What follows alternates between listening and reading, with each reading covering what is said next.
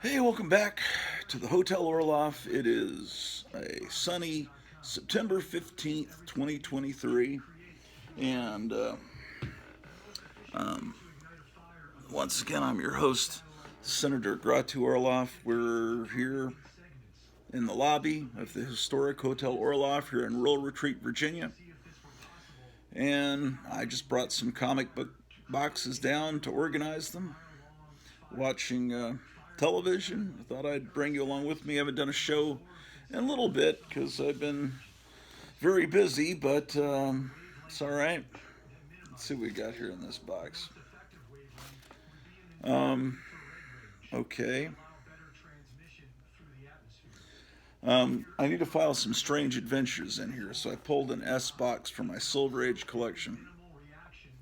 And here is a book I got not too long ago, Strange Adventures, number 161.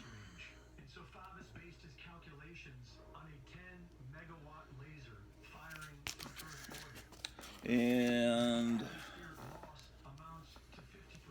here is 183. I wish I had more strange adventures from this time period. Whenever I find them, I buy them, but I haven't found many in my life. Okay, here's 191.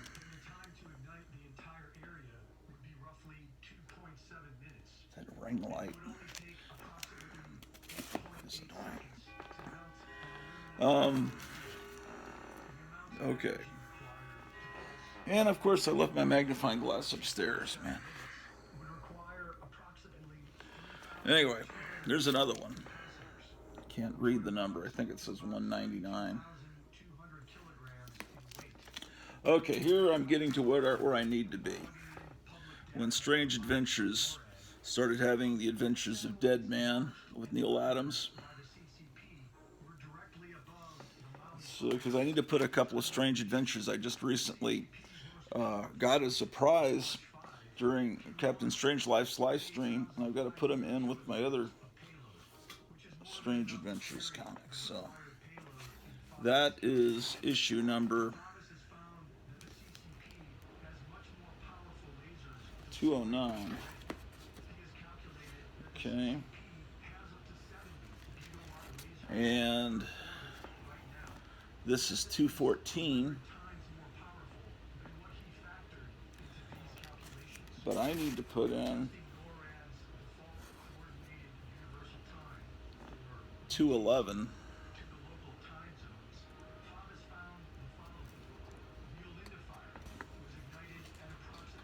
And 213. This has a Neil Adams signature at the bottom. I've been thinking about something. I I sometimes call myself like a Rip Van Winkle of comic collectors because I I just kind of went to sleep and kind of stopped being interested in most of the new comics coming out. And then recently I wake up and I realize, oh, you know what? Batman has a kid? What? Was he married? I don't think so, but exactly exactly how responsible is it to make a comic book where Batman has a kid outside of marriage? And you say, well, comic books aren't just for kids anymore. They're for, and I know kids don't read comic books. I don't know why adults read comic books, the modern books. And maybe that storyline was really great. Calling his kid Damien, I don't think is a very inspired choice because Damien immediately has associations with the Omen movie and a movie series. Immediately Damien sounds like demon, and it's just too obvious a choice. It's like when Zack Snyder, not a very creative person, but he's good in if there's a comic book, he can use it panel by panel and film panel by panel using the comic book as a template as a storyboard, like he did with 300. It was just he just filmed exactly the panels as they were drawn in the comic, and he did the same thing pretty much with most of Watchmen. But the thing is, the comic book doesn't have music scored to it. So here's when the lack of creativity comes in. You know, it's like, well, it's this part's from the '60s, so and we're showing how things change. So why don't we just use Bob Dylan's "The Times They Are a Changin'"? And then this scene's in Vietnam. Let's just use Flight of the Valkyries, the most obvious choices. You know, instead it just shows. It's not deep. It looks creative, but it doesn't run deep. You know, he's not making interesting musical choices. They're just the most obvious. And you know, Leonard Cohen, which he did that also in that Batman v Superman, which I don't know. I had I've been told I'm supposed to like Leonard Cohen. I don't know much about him. It just all of a sudden, in people are saying he's a genius. It's like, well, who the heck? Well, he's always been around. Don't you know Leonard Cohen? No, no, not really. Um, I don't know. Maybe he's just a fantastic genius, but the other guy I don't like that everyone tells me I should like is Warren Zevon. I just never thought he was. Oh, but Roland the Headless Thompson Gunner is just such genius. No, no, it isn't. You know, people tell you what you're supposed to like and what you shouldn't like, and you need to just like listen to the music and decide what you like and not pay attention to what they tell you. You know, if they tell you you should like Grateful Dead and you listen to it, and the band is no good to your ear, then they're no good in your world. In your truth, isn't that the way they teach it now in the colleges? That's not my truth. That's your truth. Um, One thing is, okay, so what happened to me is this. When I first started buying comics, you know, these, you know, this is what, about 1968, so I'm about 3 years old. And I'm starting to notice comics, and I see my older brothers that were 10, 11 years older than me reading comics, and I thought, well, that's cool. And, you know, I start with Gold Key and Harvey, and I'm into monsters as a little kid, 5 years old. So I'll buy, DC comes out with Ghosts and Witching Hour. I'm into that, and then Marvel puts out Ghost Rider. I have the very first Marvel Spotlight with Ghost Rider, about when I was in second grade, and all of that, and then I discovered the superheroes were cool too. But in this time period when I first started collecting comics as a 4 or 5 year old, there was Neil Adams, there was the beginning of Barry Smith, there was Mike Plug, there was Bernie Wrightson, there were all this great new generation of cartoonists drawing for comics, and there was this new generation of filmmakers making movies. Although I wasn't really aware of that at age 5 in the early '70s. But as the '70s progressed, and then we got in, man, that ring light's annoying. And then into the '80s, comics just kind of lost something in the '80s to me. And then but my friend says you need to read this Watchmen, and I read Watchmen. Yeah, that's really good. What I didn't realize is that they were gonna that all the comics were just gonna all become that. I thought, okay, this is just an interesting little. But what was happening is video games were the kids weren't reading comics anymore. They're now video games. You could play them in your house in the '80s, and I guess the people buying comics were in older markets, so they have Dark Knight Returns, Frank Miller and all that, and I read that and enjoyed it, but I didn't realize that was going to infect the real Batman comic that comes out every month, and they were going to make Catwoman as she was depicted in Dark Knight Returns, streetwalker instead of a cat thief. So instead of being a burglar and a thief, well, we're going to make her that. And I thought it was, it just, and the artist, the art was not great anymore. John Romita was kind of disappearing, and his son was taking over. I didn't think he was that good. X-Men, I loved X-Men. John Byrne left X-Men. Maybe the writer continued, but it wasn't that special to me. So I started to, and I was in college in the 80s. I met a lot of people that started collecting movie posters, got in more into records and stuff, and I would still go in the comic store every week, and I would, oh, Dave Stevens, this is great stuff. Dave Stevens is one of these great artists, so I bought all of his stuff. But I stopped buying a lot of the comics that I had bought every month all through the 70s as a kid. Spider-Man wasn't that interesting. They put him in a black suit. I thought, that's not Spider-Man.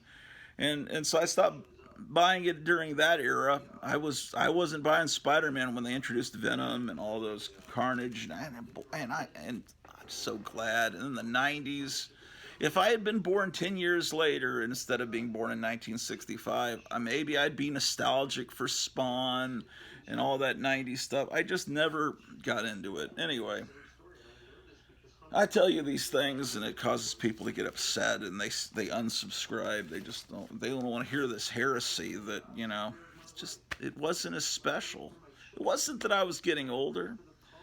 Some things remain special. But yesterday was a significant day, and I just found that out this morning. Yesterday, September 14th, but 50 years ago, September 14th, 1973. What is significant about that date?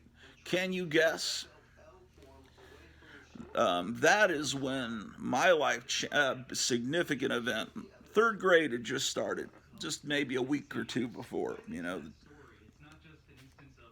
But September 13th, there was a movie that came on the Friday CBS night at the movies. And I'd heard my older brother talk about it. I heard the year before when we lived in Virginia. I was in San Antonio at this point, September 14th, 1973. And my brother had gone to see a movie, Battle for the Planet of the Apes, the last Planet of the Apes movie. He said it wasn't very good. But when Planet of the Apes was coming on that night, Friday night, September 14th, 1973, my brothers told me, this is a great one. And of course, he told me the ending. And he said, you've got to watch this. And of course, it would start, I guess it started, it must have started at 8 and went till 10. And I think my bedtime was 9 o'clock.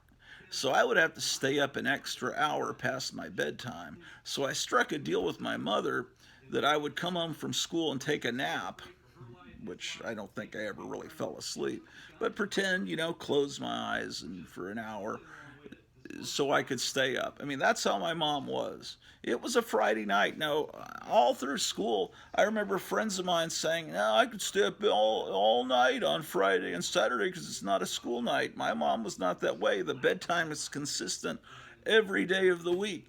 And so that's why I missed the beginning of Saturday Night Live, the first year or two. I wasn't allowed to, because it started at 10:30. And actually, by Saturday Night Live started when I was living, because we moved a lot because my dad was in the Army. Saturday Night Live started in the 75, 76 school year, and I was living in Tacoma, Washington, so I think Saturday Night Live would have started at 11:30. That's just ridiculous to even think I could have stayed up that late. But in the Central Time Zone, when we moved back to Arlington, Texas, for the 76, 77 school year, Saturday Night Live was still in its prime, and its second year. Cats are running around back there. 76, 77 school year. I couldn't stay up and watch Saturday Night Live, and that was a great year. I think Chevy Chase was gone by then. Anyway, it doesn't matter. I wasn't allowed to stay up, you know. And then, you know, eventually I got my own VCR. I mowed lawns and got that, I guess, about 1980, and I could record stuff late at night. That was a great godsend. But my mom was really strict about bedtime, and so then seemed like every couple of weeks they would, in that 73, 74 school year, they'd run the next Planet of the Apes movie on a Friday night, and I'd do the same thing, take a nap and watch it. And then, of course, Planet of the Apes exploded. Planet of the Apes was the kids of the 70s took to Planet of the Apes on television, and there was all this explosion of toys and Mego dolls and play sets and trash cans and masks and comic books, comic magazines from Marvel. It was really merchandised a lot more than it was when it originally came out in 1968. Planet of the Apes was 68, right? Yeah, Beneath the Planet of the Apes was 70. Anyway, I don't know why I was thinking 1967 for a second. It was 68. Anyway, I think in '68 when Planet of the Apes came out, I think there were just some trading cards, bubblegum cards you could get. Anyway, Planet of the Apes became one of the big things, and that third grade and fourth grade that I lived in San Antonio, that's when I discovered Planet of the Apes and Marvel comic superheroes, and I got into. That's when my life, a lot of the stuff I really loved, became solidified during that time period. Let's keep looking at these books. These are just, this is books I've shown you before. I just show them to you as an excuse to sit and tell you stories. Some of you like it, some of you don't. Boy, YouTube's been doing some strange stuff, was substituting for Micah on Four Color Fossils, and Mike McCarthy came on. It was a real popular episode because I guess a lot of Mike McCarthy fans watched it. So I got up, like I was approaching 800 views, and then I think a few days ago I wake up and I looked to see, because the views kept going up, and I was like, how high is it going to go? And then it went back to 650. Okay, and then during the day, I was like, how did that happen? I lost like 100 views, and then I try it later and in the day, and it's kind of got back up to where it was, and then in the morning I wake up, it's back down to 650. It's like YouTube is like stealing 100 views every night in the middle of the night, taking my views. I don't know, and I've noticed weird things, like that where the views suddenly go down. But oh well, it's a privately owned company. They can do whatever they want, ladies and gentlemen. Oh boy.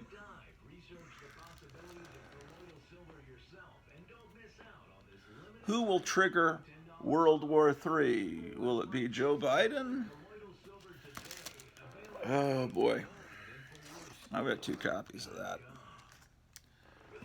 But one thing I discovered was Stan Lee in 1973, and he put out his Origins of Marvel Comics, and yes, he took too much credit as the creator, as the guy that invented all these characters. Yes, I realize that.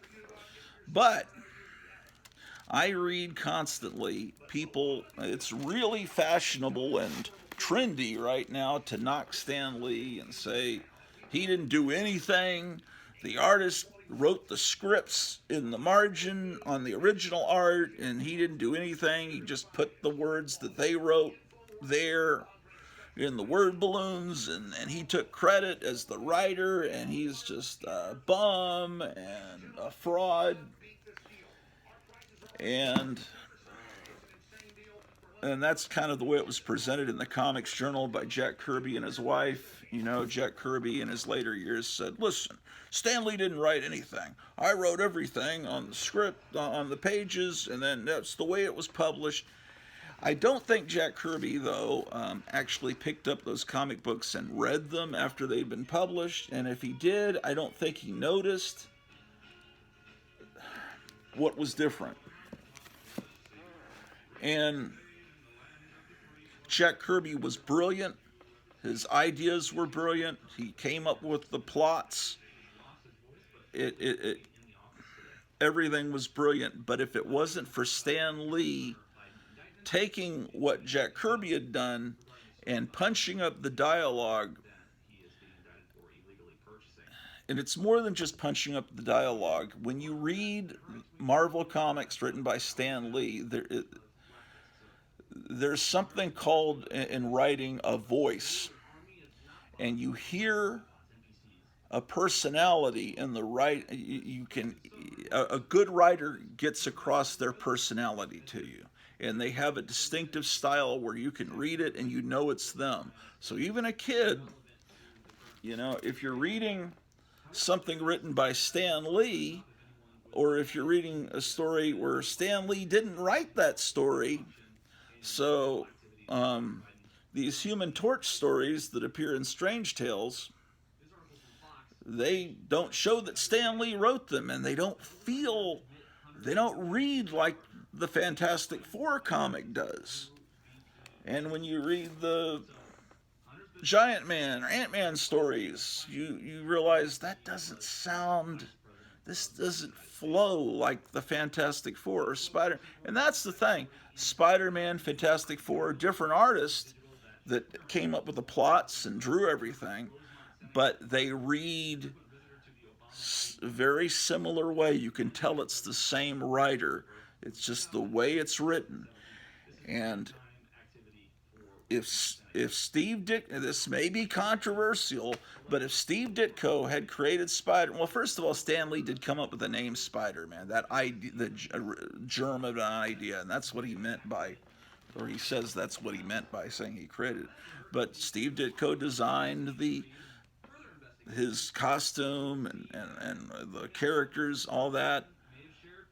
But if Steve Ditko had created Spider-Man for Charlton, I don't think it would have taken off like it did at Marvel. And because I think that union of Steve Ditko and Stan Lee is what made it great. And the union of Jack Kirby and Stan Lee made it great. When Stan Lee didn't have Kirby before and after, he wasn't that great. You needed both, and the stuff that Jack Kirby created after he left Marvel,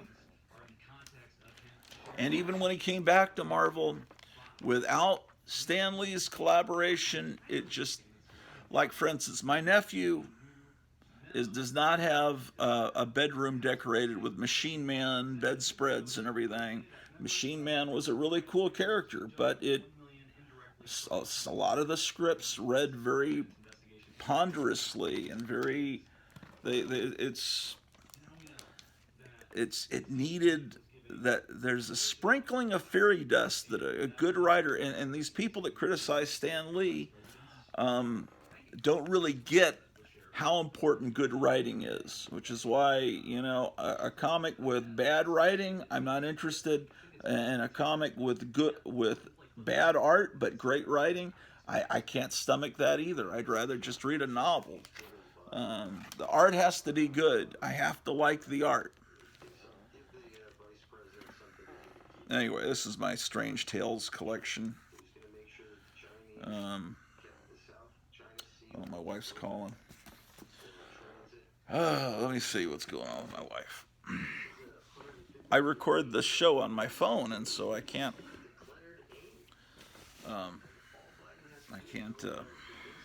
answer it while I'm recording the show. It'll end the show.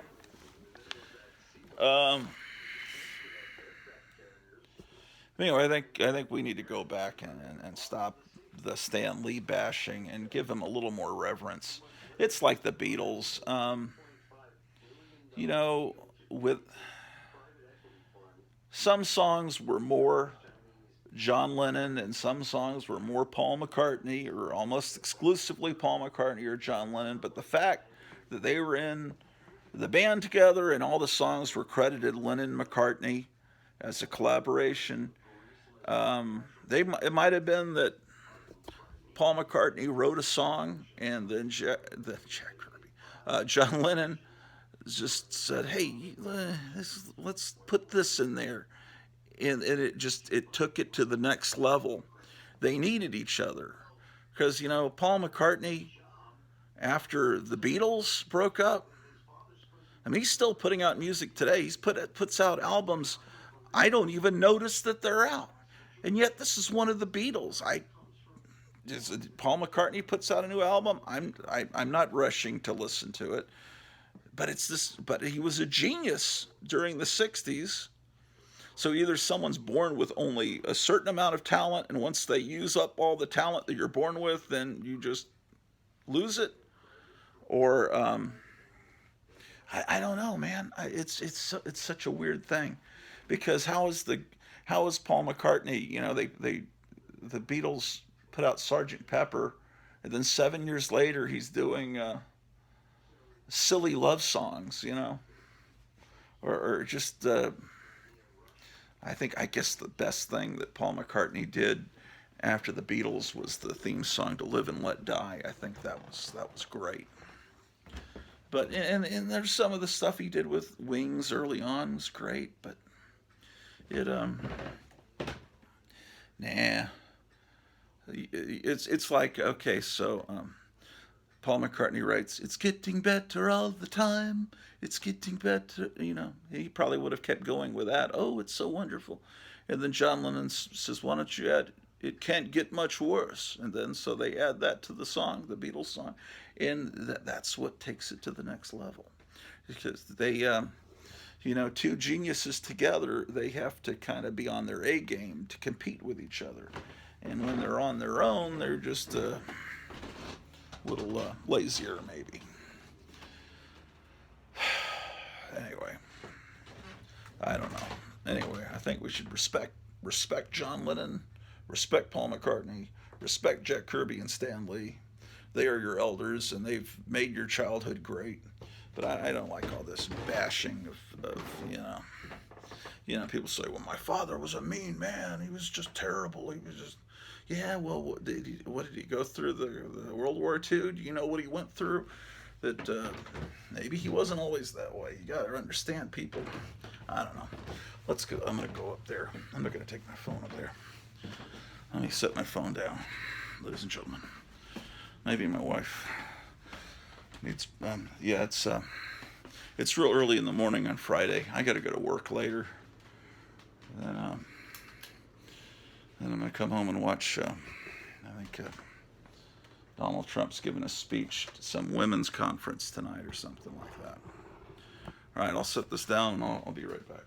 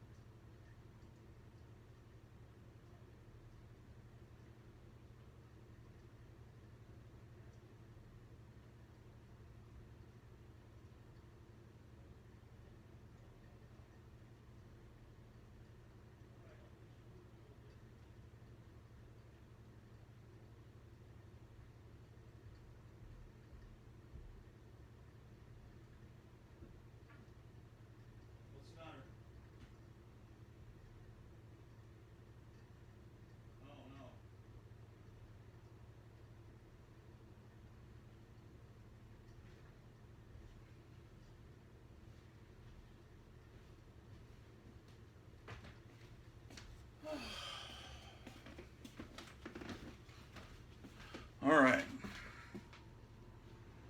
What is this box? No,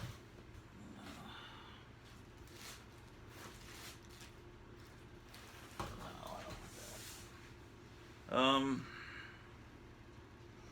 anyway, how about that, ladies and gentlemen? Trying to find the box that has the Jimmy Olsen books because I need to file this book in there. Anyway, let's get back to filing downstairs.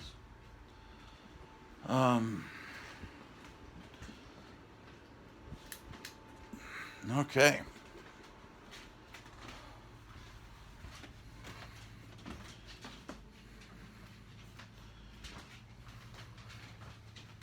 Now, some great writers emerged and some great artists emerged.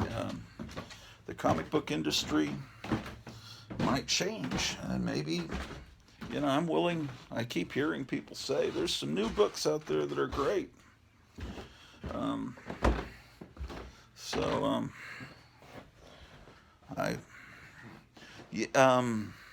I keep hearing World's Finest. They restarted World's Finest, and I bought the first few issues of that, but then we moved, and there's no comic store real close by, so I haven't been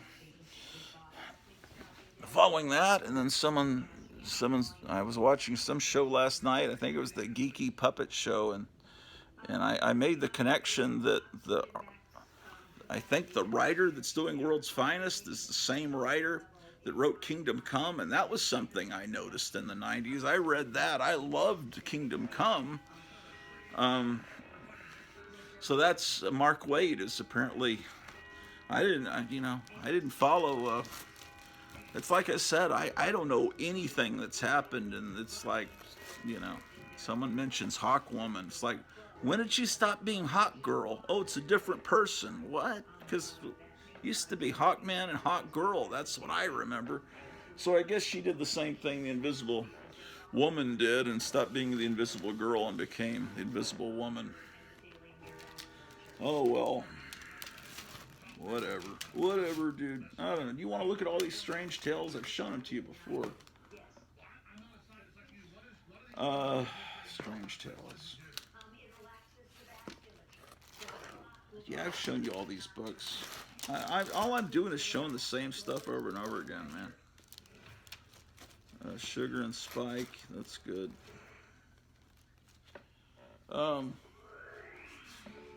You become less and less inspired, when YouTube does that little creative stuff where they start taking away subscribers or taking away views on a show, and then you start realizing, what am I doing even on YouTube?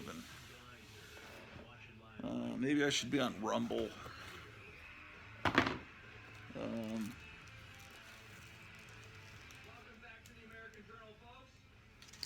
Okay, this box here starts with, okay, we're up in the 340s with this Adventure Comics. What I need to do is get this issue of Adventure Comics that I got relatively recently filed, but obviously I need the box before this one. And then I've got to file this X-Men comic with the X-Men books. So let's go on upstairs and let's get... I don't want to bring the other boxes down. We'll just hang out in the comic room, I guess. But I was watching this show. That's one of the reasons I was down here. I was trying to multitask. Then I guess I'll get breakfast when we're done with this exciting episode. Yeah, the last two episodes also I had like 300 or something, 300 something views, and then they went down to the 200s. Yeah, I notice when they're doing that. If you have one of these people that has thousands of views, they could take away views and you'll never notice it. But when you have such an unpopular small channel as I do, unpopular because I talk about comic books, but I talk about how much I hate them. And how much I hate most comic collectors. I don't think that goes over too well. But I don't really consider this a comic, like I keep saying. I don't mean for this to be a comic book channel. So I don't know why I keep talking about comic books. I guess because I can't really talk about music. Because Ideally, I'd play music for you, like a DJ, but I can't play music on YouTube. Some people can somehow, but you know, you get these copyright claims and stuff, and then it'll say, your show cannot be viewed in Russia because you played Johnny Cash. Or I'm just down at a street fair and they're playing a Johnny Cash song in the background. What can I do about that? And they say, because Johnny Cash is playing, no one in Russia can see this. Or sometimes they'll say, no one in Russia, Iran, or North Korea can see this. It's like, why are you punishing those people even more? Well, because what? They must have stricter copyright laws in those countries, I guess. I don't know.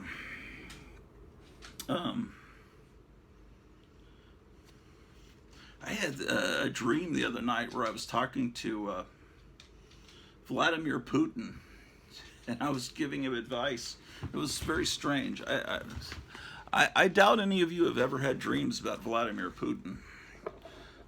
So perhaps there's something very wrong with me. Let's see here. All right, so let's find these boxes, right? Right, Drew the dog? Drew the dog is here. Okay. X-Men.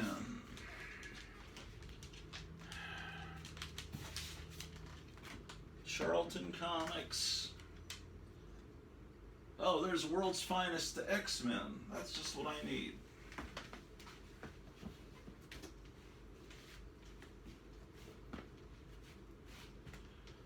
Yes, indeed. Oh.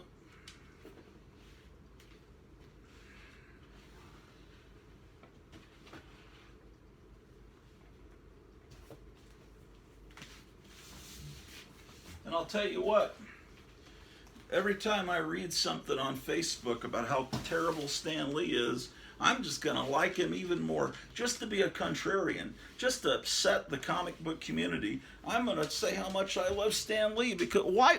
What is the point of being a comic collector and all you do is complain about Stan Lee? So basically, you don't like any Marvel comics from the 1960s. Well, I'll look at the art, but I won't read it because I hate Stan Lee. Well, that's the only good Marvel comics. Oh, now the new thing is to insult Roy Thomas too. Roy Thomas just a horrible person. Yeah, I was reading this morning on Facebook. Everything he did is just a ripoff. It's like Roy Thomas brought back the Justice Society was already back, but he brought back All-Star Comics. He Conan the Barbarian. They said, well, someone else was already negotiating with Robert E. Howard, and Roy Thomas found out about it because Don and Maggie Thompson broke the news in their fanzine, and then he saw that there was someone trying to get and Roy Thomas didn't even like sword and sorcery stories, but he went in and gave a higher bid using a little bit of Marvel's money, and he kicked in $50 of his own money, and then he wrote the scripts just to make the money back. Because apparently someone, this is insane, I can't believe this, you won't believe this. There was a guy, I forget his name, that was trying to buy the rights to the Conan stories, and they were going to put, I never knew this, they were going to put the Conan stories in Warren magazines. So in other words, you would have seen Conan the Barbarian in the pages of Eerie magazine if that had gone through. And they were considering his offer, which was like $150 to the, that's all it was to do the Conan stories. And I think Roy Thomas, like, supposedly, according to this post on Facebook this morning, so he upped the, I guess he probably offered $250, with a little money from Marvel. And I guess Robert E. Howard's estate went with that. Now, in 1969, 1970, $250 is a lot more money. What you could get with $250 in 1970, that's probably like a couple of $1,000s today, but it doesn't seem like a lot for such important property. But it wasn't really then. These were stories that were, at that point, that were over 40 years old. They'd been brought back in paperback form and were becoming popular with like college-age students and stuff. But Yeah, I don't know. The people just don't like Roy Thomas, and he's doing all alter ego and reprinting all these old comics that you could never afford in PS art books. To me, Roy Thomas, he said, well, he was part of the ring stealing artwork from the Marvel Studios, and when he was a young, intern or just started at Marvel, he and his friends took a lot of priceless Marvel artwork, original art, and they were selling it in through hotel rooms up above the blah blah blah 1969 convention. It's like the people are like, I don't know if that's true. People just they just. Why do you want to hate the people that you grew up loving? What's the point of that? Why do you want to hate Stan Lee? Why do you want to hate? There's enough people to hate today. Hate the the Klaus Schwab. Hate people that are about to mess your life up big time. People that want you to not have private property, that want to take it away from you. Hate the socialists that are trying to destroy our society in order to break down the family. They're trying to break down the family unit. And they've been doing it for years, making fun of the fathers in sitcoms. Used to be, it's not like Leave It to Beaver or Make Room for Daddy or Father Knows Best. Now it's always the father is the schlub, this idiot, and it's then whatever they've done the last few years, you know what they're doing. They just don't want there to be a union of a man and a wife and children. They want that gone. They want children to be the property of the state. They want you to have no private property. They want you to eat bugs. They want you to live in a box, basically a box unit. They basically want you to be a matrix kind of battery unit. And I, you point this stuff out. People say it's a conspiracy theory. Man, you guys got to wake up, morons. Okay, what am I looking here? Oh, my plop collection. I need a lid to this box. Where is the lid to this box, ladies and gentlemen? What is going on? Oh. Okay, well, anyway, I don't even know what I'm talking about. Well, yes, I do. Hate the people that want to mess you up. Hate the World Economic Forum. Don't worry about Stan Lee. He's gone. He's not going to hurt you anymore. Yeah, when Stan Lee was older and they were trying to get, stuff out of him, wring out that sponge to get, he's the guy that created Spider-Man. What goes, how about Stripperella? Hey, in his defense, he was in his 80s. Maybe he wasn't in his right mind, man. Yeah. I'm not gonna spend time hating people I loved in 3rd and 4th grade. If they made me happy, then they're good people. And they're not here anymore, so God bless them. I'm not going to speak ill of the dead unless they're someone like Hitler or something. Okay, here's my X-Men. Where did that book go? Man, I'm not on my A game today. Okay, here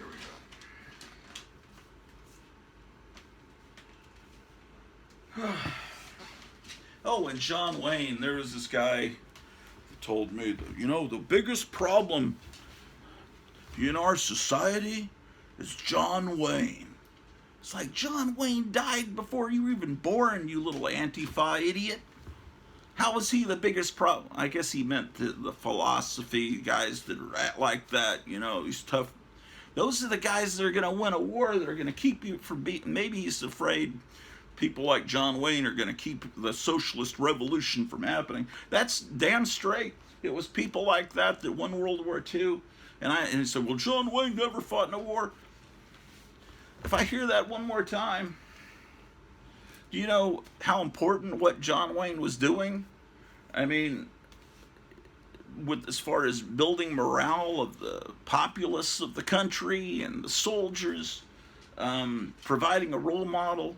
To me, what he was doing was just as important as someone that was in the military. He should have been considered a member of the military. The actors in Hollywood that were making those war movies, which I guess you could call propaganda. To me, that was leave that alone, Drew. No, no, don't lick the. No, no. She's licking my Flintstone stand-up dolls. That can't be allowed. Okay. All right, so here we're at the end of World's Finest. Yes, indeed. Yes, indeed.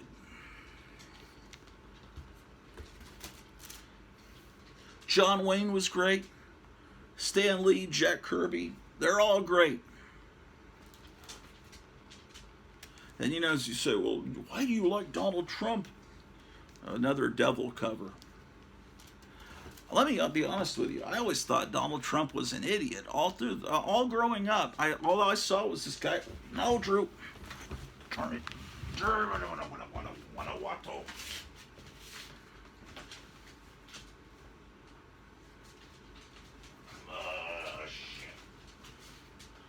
all growing up, all I saw was this guy with this crazy combed over hair, and I was not impressed with him. But all I was seeing was these National Enquirer headlines at the checkout counter in the supermarket. But now that I see how wonderful, it's just his debates in 2016. Drew, stop! You'll get off of that, Drew. Standing on my lid, ladies and gentlemen. Drew, do you need to? I think I need to feed the dog another time. Good grief. Good golly, Miss Molly. Let's get another little. When she comes up here and starts licking everything, that means she's hungry.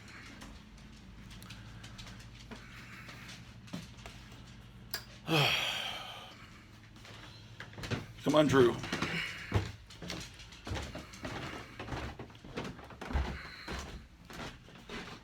Come on, Drew.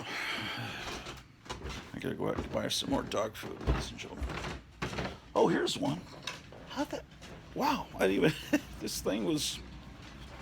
Look at that! I found this. It's a turkey recipe. Come on, Drew. We're gonna have some turkey and talk about how thankful we are. How thankful we are that Donald Trump will be speaking tonight on Right Side Broadcasting. All right.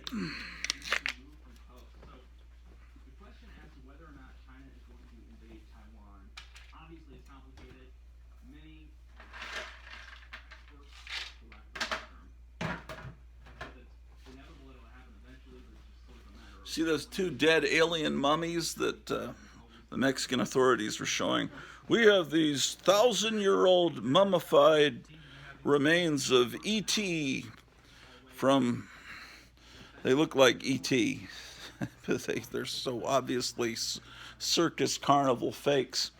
But they said, we've done x-rays and seen inside of these. Boy. They look like they're carved out of stone.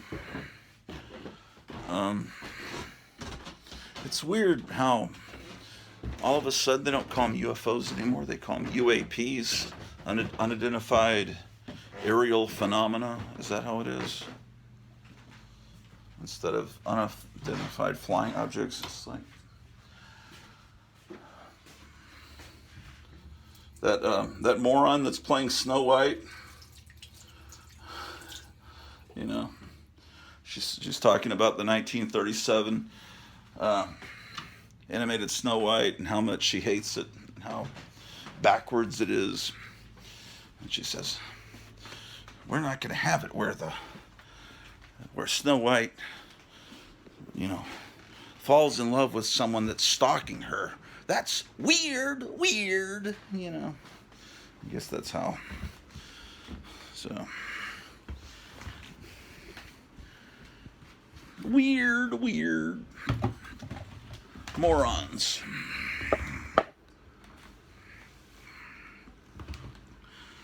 But there's a lot of channels on YouTube that have done dozens, scores of videos about how stupid the Disney is and of today. And look at this, ladies and gentlemen. This is a psychedelic dog.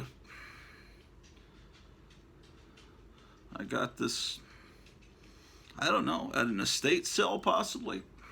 It's got a tag on it, which is probably someone's dog from long ago. It says he says had a rabies vaccine from the Cooper Street Animal Hospital. So you will not get rabies from this psychedelic dog. But if you did get rabies from him, you would be seeing some really amazing sights. Here's another one. This is obviously from the same manufacturer. He's missing an ear. But this is like what you would see like in Jan Brady's bedroom, you know, in the Brady Bunch. Very much of their time.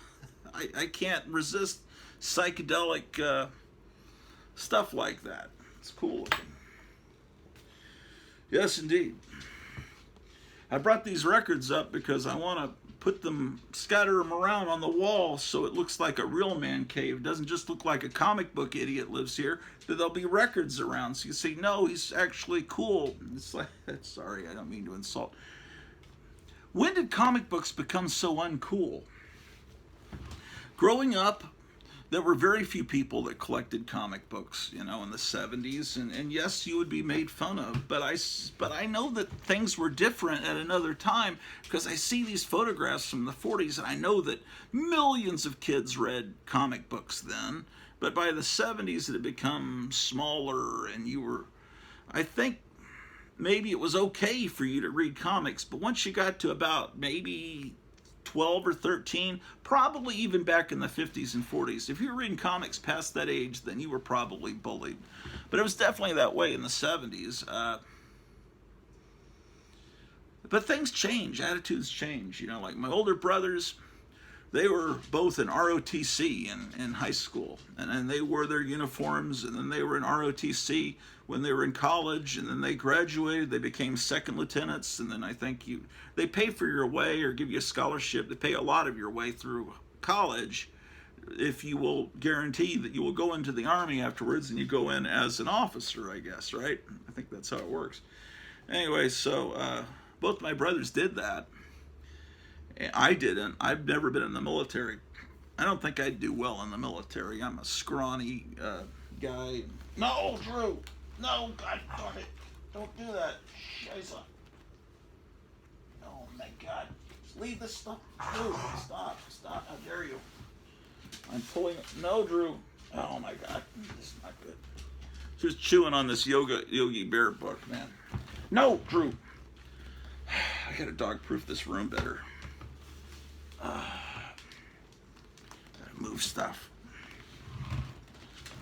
Oh, man. What kind of Philistine are you chewing on a 60-year-old Yogi Bear book? What communism that is. Okay. All right, so. I don't think she did any damage. It's Yogi Bear, A Christmas Visit. She was chewing on the corner down there. Or about to. Walt Disney's Cinderella. That's a little bit off model. I bet this came out before the movie came out. In fact, it looks really gorgeous the way they drew. And of course, the ever popular Toodle. Anyway, so by the time I got in high school and I saw the ROTC people, it's like I thought my brothers were cool. But of course we were going to a military school there in Heidelberg, but I mean, I'm on the military base. It wasn't like a military school. But the kids when I was in the early 80s that were in ROTC were despised on the campus. And I guess things had changed because of the Vietnam War and how unpopular it was. But if you were an ROTC person wearing a uniform, it's like you were the worst kind of nerd. Worse than a Dungeons and Dragons idiot. no offense to you Dungeons and Dragons idiots. And usually they were the same people, actually. And what it was is they went into ROTC, a lot of them, to avoid being in PE class. Because back then, it isn't that way now, but in the 70s, do you remember what PE class was like? Some people thought it was fun if they were like gigantic behemoths, but it was like the Roman gladiatorial games. The coach would sit back, chewing on and watch the slaughter, because it seems like every day all we played was dodgeball, also known as nation ball. Now in school they use Nerf balls that if it hits you, you can't even tell. It feels like air hit you. But back then they had these red balls that would hit you, and it would leave a big red welt that would magically disappear before you got home. Or it would hit you in the face and your glasses would fly off. One time, this guy, it was junior high school, this guy looked like he was 30 years old. He looked exactly like John Belushi, this big guy. And he was on the other team. He throws this ball, and it goes right past your head, and it hits a steel door going into the gym, and the door flies open. And you just imagine if you'd been hit by that ball, it would have been like being hit by a mortar round. You would have been gone like a Civil War guy in the mud with no head. That's what I remember of gym in the 70s. And or they'd have you go out and play football, and you had to wear, these white shorts and a white t-shirt, and go out and play football. But we don't have pads on, man. I remember this one time this guy hit me and I go back in the mud, and it's like, you son of a... it's like the tortures they put us through back in the 70s are unparalleled. I'm trying to follow this X-Men book and you guys keep distracting me. Oh, look, I have the first issue of X-Men. It's a fake facsimile. But one of the only times I've seen one of these out in the wild, my friend was filming a movie in his older brother's garage. We had decorated the garage to be a film set. And there was a grocery bag there on the floor in the garage. And it's like, oh, there's comics in there. And what's on the very top is X-Men #1. And I noticed it was in pretty good shape, except it had a little burn spot. I'll show you. I think right at the top it had a little burn mark. Because, don't chew on my wire. Look at that. From my microphone. He had bought X-Men #1 in, what was that, 63? No, Drew, don't chew on that wire. No, definitely. God, what's going on, man? Nothing goes my way. Don't chew on wires, dude. That is not good. You're not a rabbit. I'm just showing you random garbage. I mean, that's garbage. I call everything garbage. No offense. I love X-Men. Okay, wonderful. This is 48. Okay, here's 62. This is one of the first Silver Age comics I ever had. I traded a kid in 4th grade for that. Okay, 49 has this great Steranko cover. I already have that. 50, yeah, Steranko's another one of those great guys that emerged like in 1968. All of a sudden there was Neil Adams. All of a sudden there was Steranko. There was Bernie Wrightson. There was Mike Plug.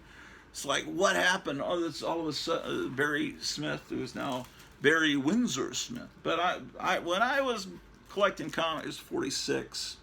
So I don't have 47. I have 48 now. I have one over there that's the cover's not attached. I need to see what number that is. I need to put it in here anyway. What the heck am I? Oh, I don't know. Maybe Barry Windsor Smith sounds so much more elegant. Also, the initials are BWS instead of BS, and so that probably looks better in the price guide. I keep getting confused by acronyms. They keep appearing. And Charlton was Charlton 66 Steve was sending me a text the other day, and he was talking about PCH. And I said, what does PCH mean? He said, pre-code horror. I was like, oh, I've never heard that acronym. That's a new one. Now I know a new acronym. Oh, this is 47. The one that has the cover is completely unattached.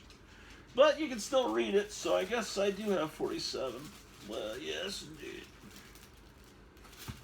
I need to get out of this comic room because it's encouraging Drew the dog to chew on things she shouldn't chew on. Oh, standing up is not fun. Where would be a good place to put a record to emphasize that this is not just someone that collects comic books? Perhaps like about here. Yeah, like there. Yeah, I'll be putting records up here shortly. Right, Alan the Cat. How are you doing, Alan the Cat? You see yourself there? You're famous. There's 6 million people watching this show.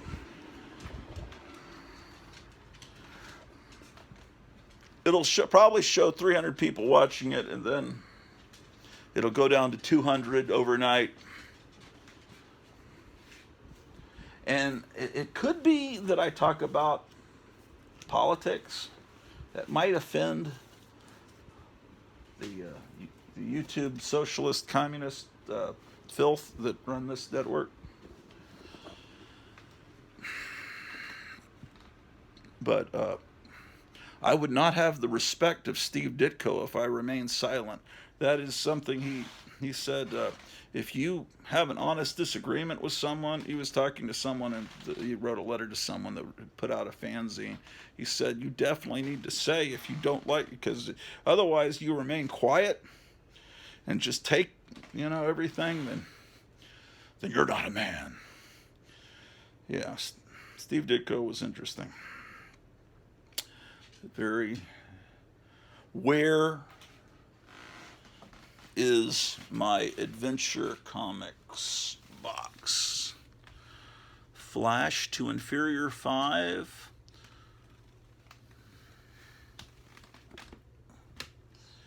Batman to Captain Savage. Superman to Tales of Suspense. Come on, A. Where's the A box? Oh, Silver Age Comics, Action to Adventure. That's what we need, ladies and gentlemen. Got to move some boxes. Yes, indeed, ladies and gentlemen.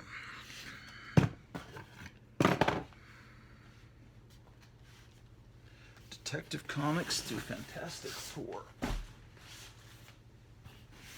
All right. Let's go on back downstairs, ladies and gentlemen. I think what it is I was making fun of the whole climate change, the people that's their religion, and that get out in the middle of the street and say, we can't have oil. I was making fun of that the other day. I think that's why I lost a subscriber and lost 100 views as punishment from YouTube.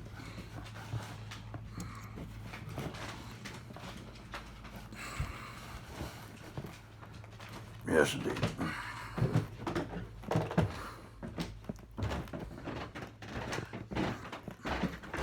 And if the show ever winds up less than an hour, then I get a lot less views because people want the show to be over an hour. I've noticed that also. Okay.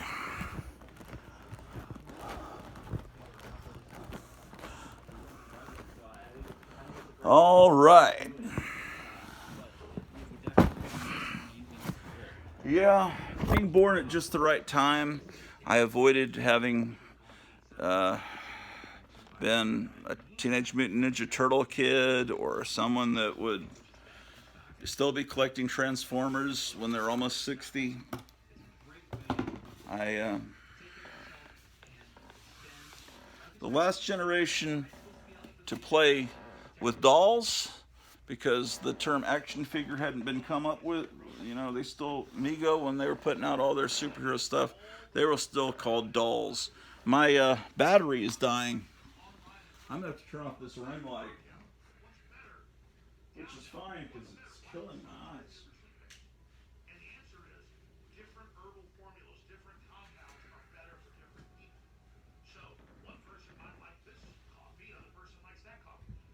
Oh my goodness gracious.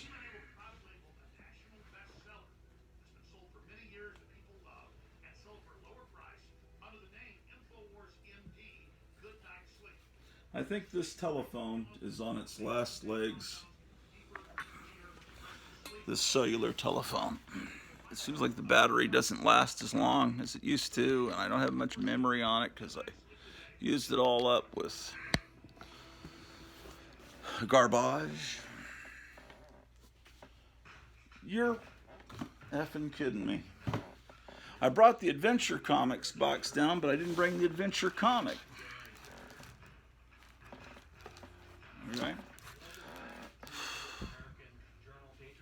I'm gonna let Drew entertain you while I go get the Adventure comic that I was gonna. I think I left it upstairs.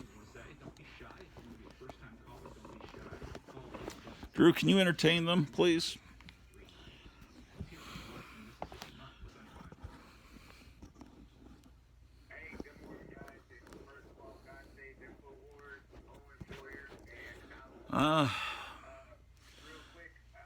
The only thing wrong with Drew is she voted for Joe Biden.